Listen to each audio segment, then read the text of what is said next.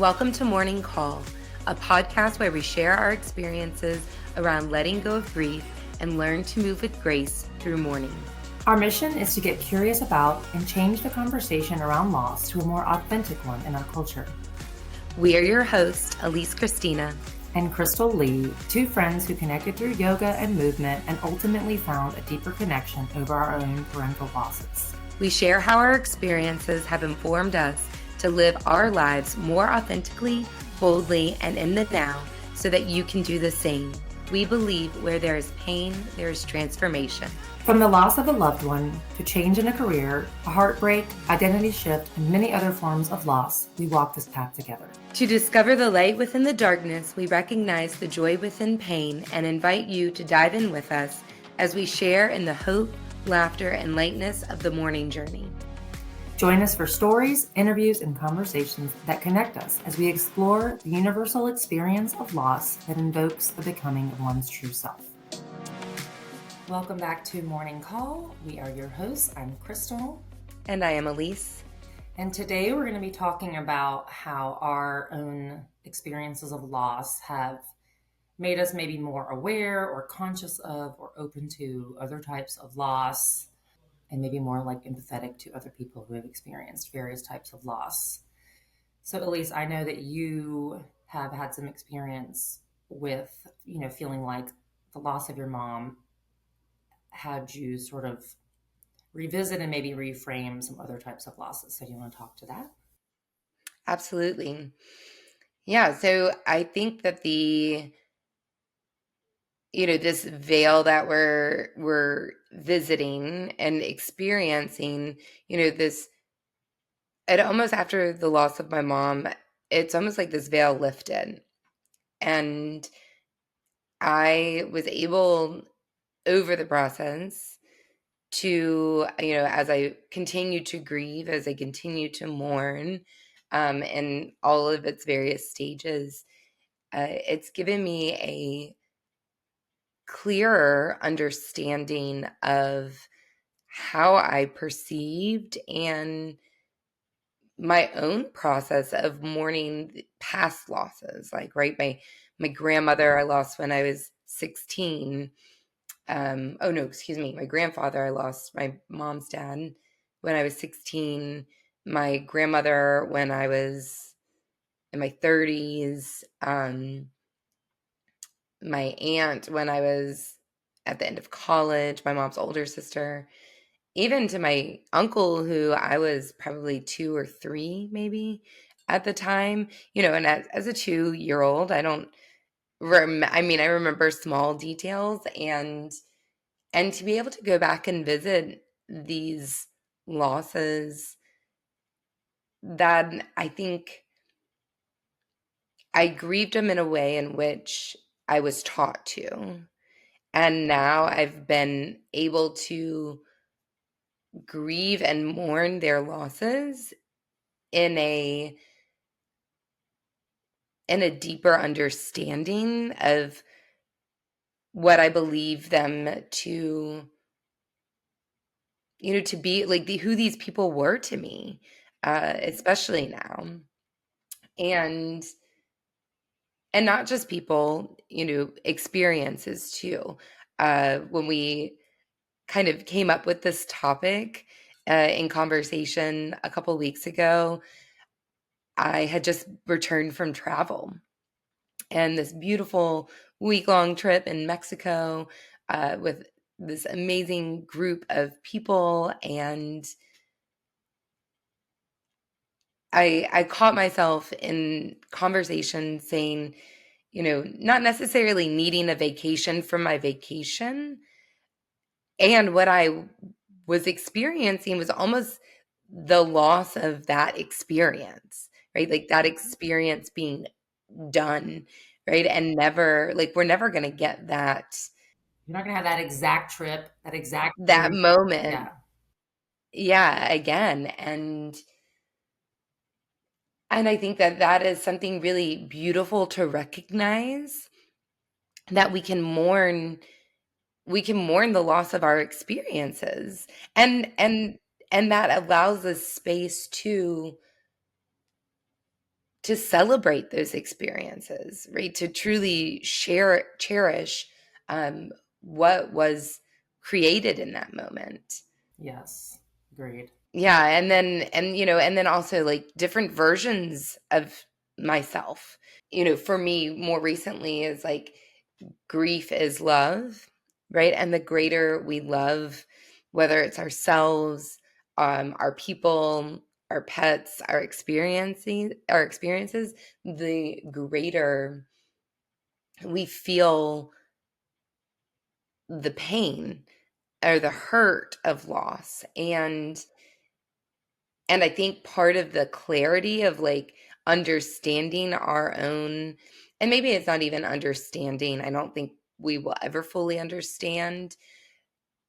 It's more around acceptance. The more we accept and give ourselves permission to feel the pain and the hurt, the more freedom we give ourselves to continue loving, right? And we shift out of, at least my experiences, we shift out of the heaviness of grief and move closer to the celebration of mourning, right? What is that day to day legacy that I want to be offering to people? Um, Not just of myself, but of the people who have impacted my life, or the experiences that have impacted my life, or the connection to our dog that has impacted our life or my life. Yeah, and I think that speaks to that veil, right? At least like what you're saying. And for me, like I lost my grandmother a couple years ago now too, and we were very close. And not it definitely wasn't like easier necessarily than losing my dad. I mean, it was just different circumstances. I was able to be there with her versus like I wasn't with my dad, but like there was almost like a sweetness to it this time because there was like the veil that's been lifted to your point. Like I'm a little more like acutely aware of like how short our lives are and how we should be like on when we're on those vacations, like really soaking it in and like, especially after my dad died, speaking of my grandmother, I would like always make sure when I would go to Raleigh to like stop and see her and spit. Like it made me so much more aware of like, I don't have forever with her and I don't have forever with you, my husband, my friends, right? So it like makes me more acutely aware of like, I think at least like being in the moment, not always, right? Like I'm not some like enlightened being, like I'm always in the moment. That's not what I mean. But I think it helps me to be like, yeah, more free. Like I don't know. It's like it almost seems counterintuitive. Like I think a lot of people are afraid to like acknowledge that like nothing is permanent. Our relationships aren't people are gonna die. And like I think people are afraid of that, but I'm like, there's actually a freedom in it. Like, do you know what I'm saying? Absolutely. Yeah. And like part of that freedom is, giving ourselves permission and space, like just the experience of travel. It's like coming home and like, you know, feeling down about like not having that experience at our fingertips anymore of like, and vacation does, give you, as at least for me, it gives me in travel, it stirs this excitement and this freedom of, you know, slightly tapped out of reality for a moment, and coming home and getting back into the routine of what life is I think it's a fine balance of one, giving yourself space to feel those things, and then on the other side of that, like what can I take from that experience of freedom and travel and spontaneity, and how can I bring that to my day to day, right? And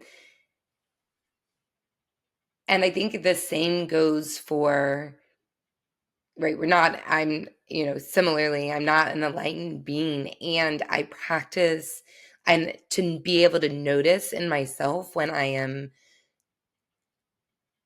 when my energy is drained or because of like I'm worried about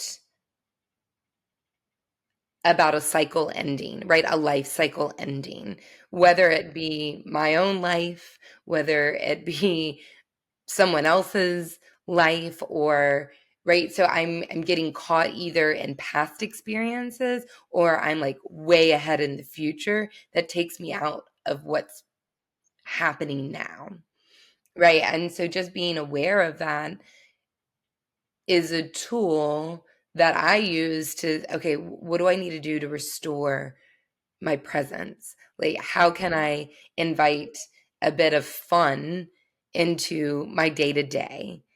Right. And we've talked about like that movement in life. Maybe it's just stepping outside and putting my feet in the grass, going for a walk, um, feeling the sun on my skin, taking a couple of deep breaths. Like, what are those um, movement practices that bring me back to the now?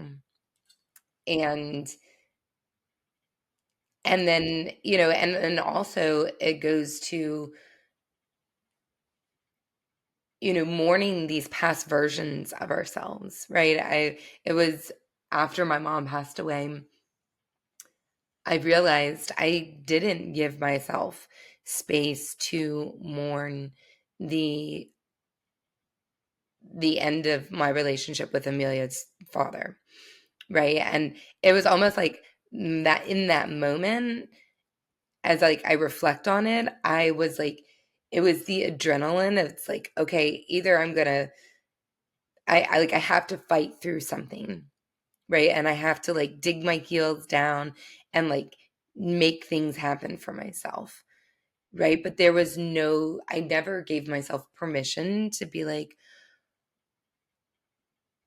oh yeah, like we had some great times together. Like it wasn't It wasn't all bad. Like, yeah. no, right? And in that moment though, it's like all I could focus on was why we ended, right? Which was the like it was the tough things, it was the challenging things.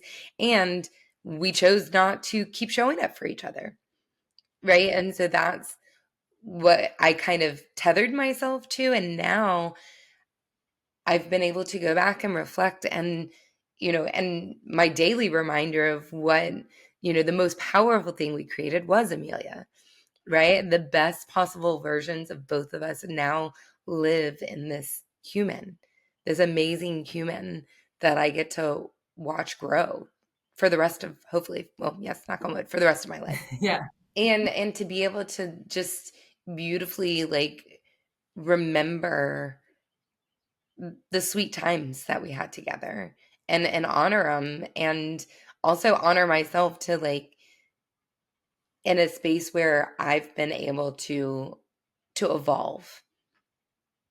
And even remembering the hard times of like, wow, look how far I've come. I don't know what's one of those I see it pops up like at least once a week. It's, honoring where you've been as much as where you are and what you are becoming. Yeah, I loved, I mean, a couple things that you said. I love how you talked about, I think, practices that bring you back to the present while also, like you just said, recognizing like we don't want to ignore the past and we don't want to not strive for things in the future because it's good to have like goals and, planning. We have to plan things. Um, but, my husband and I also, we often talk about like being careful of the like I'll be happy when game. Um and because there's nothing wrong with like being excited about the milestones in life, right? Like graduations, weddings, baby, of course, right? Like those are huge and exciting things. But it's like also what are the practices that we can just be happy in the now? Like you're saying, like going for the walk. Um and I think when we are present, more present, like you just said it actually I think it provides a space for us to like look back at the past. Like we're in the present, but we can like almost be like objective to the experience a little more. Like it sounds like you kind of had some time and space to like look differently on that relationship. So it's almost like a melding of the past and the present, I guess.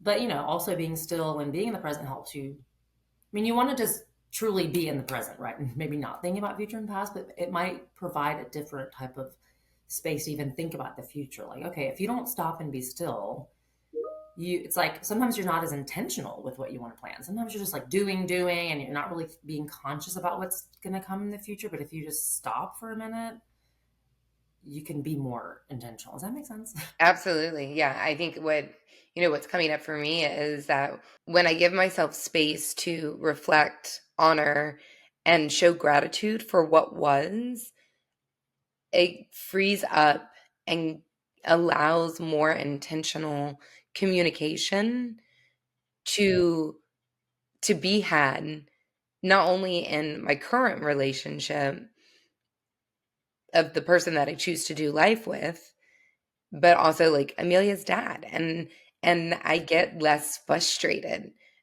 because I'm not operating from what was. I'm almost like I've almost cleared my space, my palette, my own energy to create something new. I love that. Do you think, and I don't want to like lead the witness here, but I'm curious what obviously losing your mother is like. Your mother is like your life force figure in your life, so it's a huge loss. But I guess what I'm trying to ask is like, do you think the loss of someone as like important as your mother, someone who birthed you into this world, maybe gave you like a new perspective to look back on previous losses, or like what specifically about that loss do you think kind of gave you that new way of looking at it? Does that make sense what I'm asking? Yeah, absolutely. I think it's a mixture of just kind of like like the slam in my face of like the experience was just taken away, right? Like like it just happened so fast. And it was almost like getting hit in the face with a pie. Right? Like and And in the not a good one, not in a the tasty right, no, not at all. Like not one that tastes good. It's no, not a bowl of no. whipped cream. Like um yeah, it was, so it was like the impact and the trauma that also, right? I think I remember thinking or being caught in thoughts in those early stages, in those early weeks of why. Right. Why is this happening? Why me? Why her? Why The exactly? past. Yeah. And then I was like, well, why anyone? Right? Like, why did it happen to my uncle at 43? Why did it happen to my aunt at 52? You know, and our grandparents were unique cases. Like my grandfather lived to be 82, my grandmother was 94, my great grandmother was 98. So they had full lives. So there's an ease in that. And then I think about my grandmother who watched two of her children die before she did. And we kind of talked about like this natural order of life. Like, I think we are taught that it's normal for, parents to die before their children, but it doesn't always happen that way. Right. So, in remembering that, wow, my grandmother had so much loss in her life, right? From her children to her home of 60 years by being wiped out by Hurricane Katrina. Her husband, she watched, her brothers and sisters die. And them some experience, loss of children, even right, whether they were younger or miscarriages or, so this and like just how courageous she was in her life, and she didn't allow, at least in my mind, she didn't allow those experience to stop her from living. And I think that reflection of, for me, it's like what I'm never going to be able to answer the why. Yeah. I We're just know. not because It's We don't life, know why. right? And we don't know why things happen and bad things happen, right? To good people, to anyone really. And what we do have is our as choice and how we perceive, right? Like we can get caught in, like, get in the grave, get in that hole of grief. Yeah. And I mean, I'm not perfect. I get stuck in it sometimes, right? And it's like, and that is necessary. I think it is necessary for us to know the duality of the experience, right? To know the hurt as much as we know love. I agree. And I've been very lucky. I'm very privileged that my experiences of love come straight from my family, right? And not everyone has that advantage per se. And I think that it's also, I'm going to take it on as my own responsibility to offer that to other people, right? Whether it's smiling at someone in the grocery store, or, you know, helping a stranger, right? Like those simple, the simple, mundane, maybe acts of kindness that can be offered, that like not only make someone else's day a bit easier, but it's like a chemical reaction in our bodies when we do good. Mm-hmm. Right, Yeah. that can lift even our own, like, for me, that lifts me up out of the funk or the fog or the grave, right? Like, um, that gives me permission to move and to make a new choice. So, I don't know if that answered your initial question, like, what was it like, what was that, what made this loss different? No, it does. And I think, you raised such a good point because, I mean, look, I get it. People that lose, I mean, like just unfathomable loss, right? Like if, I mean, I'm just like your child's murdered or something. I mean, like there's like horrific losses. So I get people that, don't come back from those types of losses. Like I get it. I'm like, I don't know if I could survive that either, right? And like you're saying, it's like suffering is a part of the human experience. We don't know why, like we talked about. Like I mean, there has to be, I guess, to experience joy, you have to experience pain. Like there has to be the opposite of something to like experience the other side. So, like you're saying, we have a choice about how we respond to the suffering in life because everyone's going to experience. And like, it's just interesting how some people are able to be like, there's just different ways to process. Some people are more resilient, some aren't. And, um, they say like, don't die along with your person, right? Like you're saying, don't get stuck in the grave. And I think it's like, it's an up and down. Like there's days that you're like, you know what? Today I'm going to lay in the grave. I'm sad. I want to acknowledge my sadness. I'm going to be sad. I'm going to lay here and I don't want to get out. And then the next day you might be like, okay, I can get out of here. I'm out of the grave. Like I have coping mechanisms, and it doesn't always have to be like bootstrap your way out of the grave, right? But it's like, I don't think it's healthy to also get stuck there. So anyway, I just like that you're acknowledging both of them, and how I also like that you're saying that because this for me helped me a lot in the beginning coping with my own loss. It was like service to others because I was so stuck in my head. Like you were saying, you're asking the whys, and like I was ruminating over like his last moments, or like I mean, I just was making up stories in my head constantly, couldn't sleep, and I was like, I have to get out of my head. I have to go like we served at like the men's shelter in Charlotte. I mean, I did all kinds of stuff because I was like, if I don't like get out of myself and focus on others, to your point, even if it's just holding the door at the grocery store, whatever, I was like, I'm gonna like explode or implode.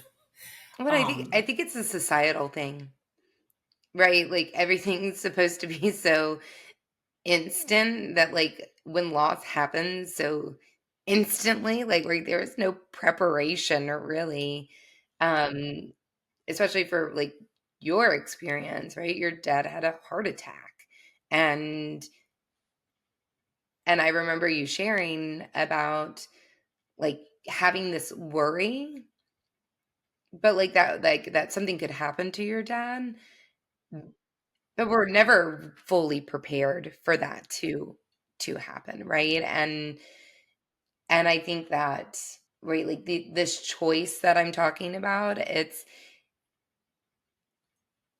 like turning the mess into your message, right? Like that's the choice. Like how, that's what I've gotten so clear on, that this experience of loss, it changed me. And I think it could have gone one or two ways. Like it could have changed me to become a bitter human being, or and I could have, and I can, which, and I'm choosing to use it to facilitate the impact that I want to create in this world. Right. And I think that that's what for me is important to share. Like we all have an experience of loss, of someone significant in our life, and if you haven't had it yet, you probably will. Or even like, and maybe the impact is like the loss of, a pet or a past version of yourself, you know, and we can take those and make them the lessons, and kind of like it becomes our dharma. It becomes what we're supposed to be sharing and teaching, and it's become what I'm supposed to learn day to day, and how I perceive my experiences of letting go, right? And trusting the universe, and offering like, yeah, again, just like creating that space, and creating space for people to be in their own experiences, and value that, because it is, and validate it even. yeah, for sure. And I almost think there's like, I mean, I'm not like an expert in studying this by any means, so just take this with a grain of salt. But like, there's a generational thing here too. I think, like,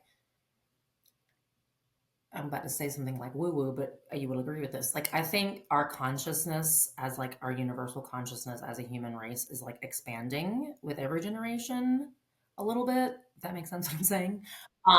Like people are becoming a little more of like aware of emotions and like open to talk about things and conscious of. I mean, also like science is getting better and better, so we like learn more things about ourselves, right? But I feel like maybe like our parents and then their parents, like there was a lot of like, you know, don't talk to granddad about Vietnam or whatever. Like, right. I mean, and that is like obviously being in war is like extremely traumatic. There's PTSD. You don't want to force people to talk about things until they're ready, clearly.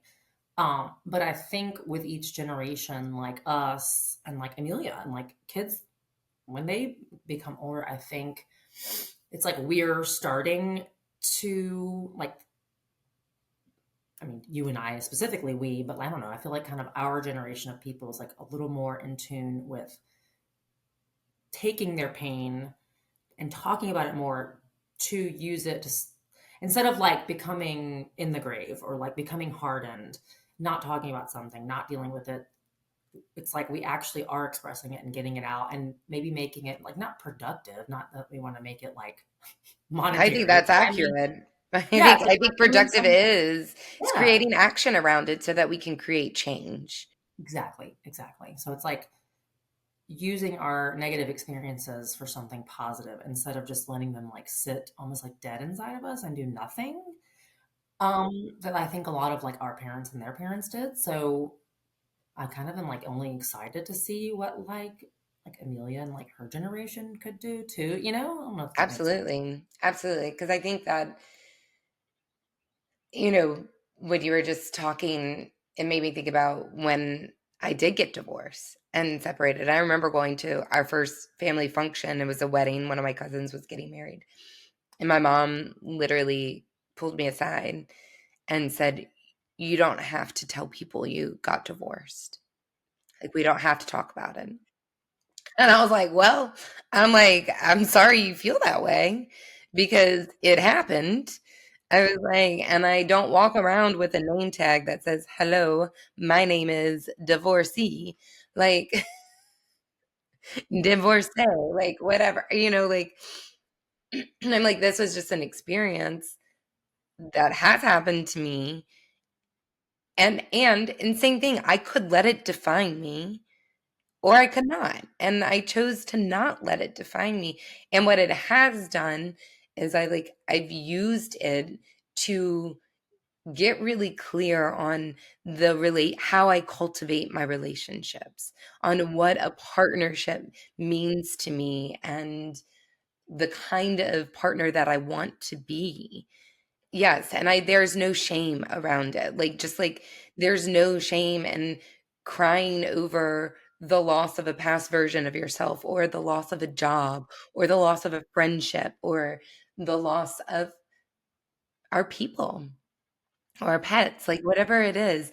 And right, there's a level of, I think, like you were saying, like my grandparents, or even I didn't ever hear my grandmother talk about how she dealt with or moved with her own grief of like losing her children.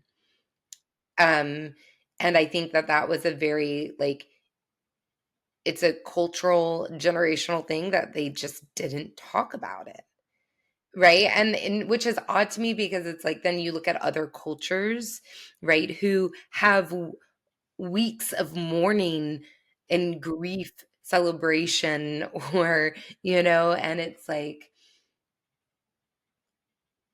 that the why I'm like thinking of like old timey, like where they would wear black when they were widowed, right? It's like at what point did my grandmother stop wearing black? Like did that veil lift for like like a literal veil? Did they take it off? You know? Um not that my grandmother did not wear black. She like her favorite color was yellow and she always looked like a little golden sunshine. Um yeah, and but, like, inside, like, did she talk about that with my mom, with my mom's younger sister, yeah, and then I think it gives the process too, like, when we give ourselves permission to be in these conversations, to share about it, right, it is teaching me how to honor the end even the end of an experience. Yeah, yeah. Well, and Right, that's and what so, like, like, even when I feel like when I come to the end of my life, like, I'm not gonna have this fear around dying, yeah, which was one of the things I remember my mom saying, like, and of course it happened so fast, and her brain was trying to keep up with what was happening to her body within days, and she did say, like, "I'm afraid of what's next." Right? Like, and I think that, like, I don't wanna be afraid of what's next when I'm living or when I'm dying. yeah. I mean, I think it's, yeah. I mean, I don't want to either, but I also think it's only natural, right? Like that she was saying that. Yeah, I just think it's like, I mean, look, I'm a Enneagram 4, I'm a Gemini, like, we're communicators. So, like, I have no problem. Like, Enneagram 4s are the most, like, in touch with their emotions on the air, right? So, like, I know not everyone operates like me, right? I can't expect everyone to, like, want to share and talk about their emotions. So, I understand that. However, I do also just think it's kind of weird that I'm like, we're all, like, to your point, we're going to experience as humans loss in some capacity, whether it's a job loss, whether pet loss, whether it's, I don't know, like, you know, you have an injury and like you lose the ability, like I have a back injury and like my ability to squat is not great, right? So I don't know, Right. like, um, And it's such a universal experience that I'm like, it's weird to me that we like sweep it under the rug. And I'm like, everyone's going to experience this in some capacity. So it's like, why aren't we talking about it? I don't know. Like, Gosh, it's I just, mean, that just made me think of it's like what happens when people like that have like diseases that causes them, that paralyze them. You go from being an able body to a disabled body. And or or like your eyesight or your voice or like I can't or your hearing or and then we've talked about too, or maybe not here, but together, when someone starts to lose the capacity to be able to think for themselves, like with Alzheimer's or dementia. And it's, you know, I hope that like being in these practices now, that if something like that were to happen to me, I have the capacity to keep making lemonade out of my lemons. yeah, yeah, And that's such a powerful, and I'm grateful to have the experience. Specifically, I have two clients that I've worked with that have lost their eyesight in their like late teens, early 20s, and been a part of their yoga practice and been able to witness their own journey. Um, and I would love to have them on as a guest, right? To hear about their own experiences of like what, and they're both thriving human beings, that are making an impact, not only in their world, but the world around them. And it's such a beautiful, it's like, oh, we need these lessons. Like we need to be aware, and even people that are born differently than ourselves, like to open ourselves up for compassion and understanding and not sticking people in like these said boxes of like knowing, and assuming that what they can and can't do.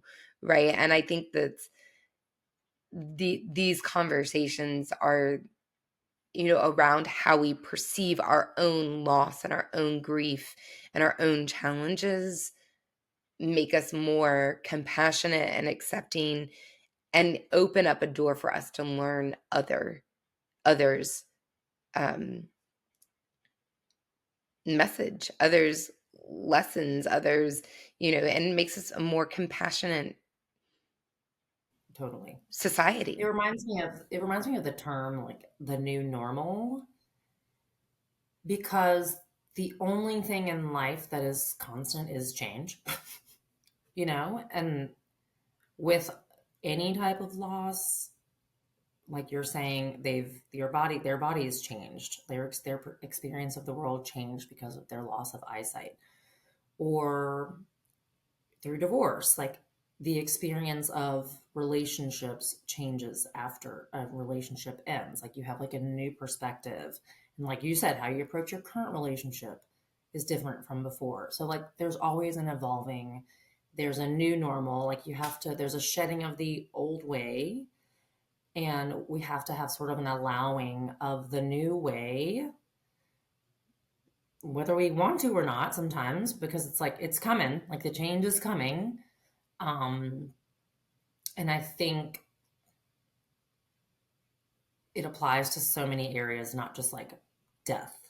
Yeah, I mean, it's like we can choose to fight the change, right? And I think across the board, right, when like we're all witnessing, especially in the world today, resistance to change.